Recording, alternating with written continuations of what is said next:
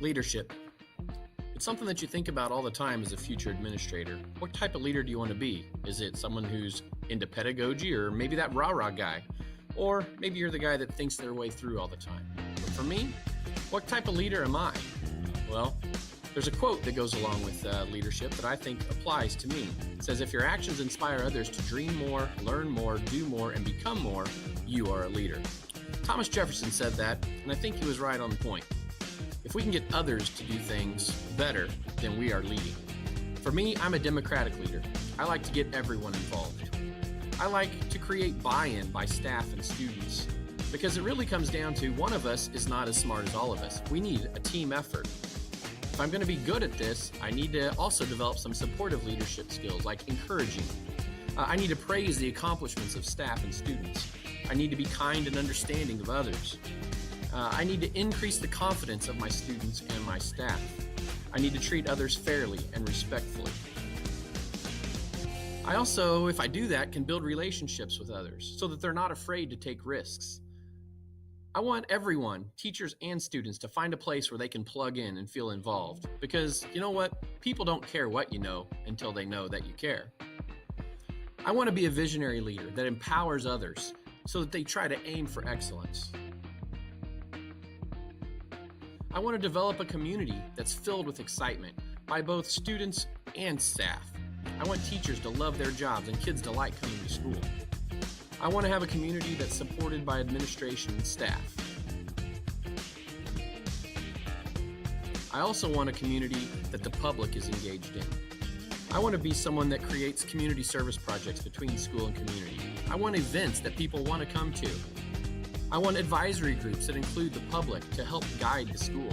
I want to create internship opportunities for our kids and school and business partnerships so that we all work together. Well, some of my leadership characteristics include a sense of purpose. I know that we have a goal at hand and strive for it. I have good emotional intelligence. I've been told numerous times that I handle tough situations being calm and collected. I'm also respectful to others. Everyone should be treated well. I have a deep commitment. I was a head basketball coach for 20 years. You can't be a coach unless you're committed to what you're doing. So some of the leadership traits that I need to have is having a vision of what I want to do, setting goals and expectations. I need to be visible out into the hallways and at events. I need to be trustworthy by both students and staff. I need to develop leaders within the school because not just one person leads. I need to develop teachers and help develop their teaching skills, have shared leadership, have a sense of humor, and be a role model for students and staff. And finally, just treat everyone with kindness and give kudos when needed. So where does that come from? Well, my leadership style comes from just loving to see kids succeed. And a lot of that came from a coaching background, because when you're coaching, you surely realize that it takes a team in order for you to succeed. It's not just the efforts of one individual. Will that impact the school and the students that I teach? Well, I would think so, because the research supports that if you're a supportive leader, it gets greater teacher effectiveness.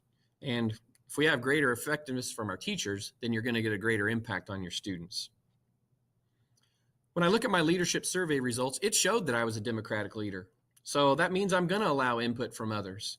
It means that I should encourage creative problem solving. And it usually leads to employee happiness knowing that they have a part.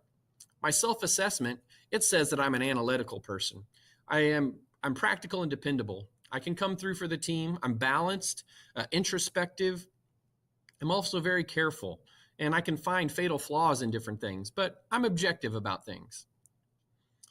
The problem is if I get too excessive in that, I get bogged down and I'm stubborn, or I can be indecisive about things or become cold or withdrawn. I tend to resist emotional pleas or resist change if it's in excess. So I need to do a good job of eliminating those so I can be the best administrator I can. Created using Powtoon.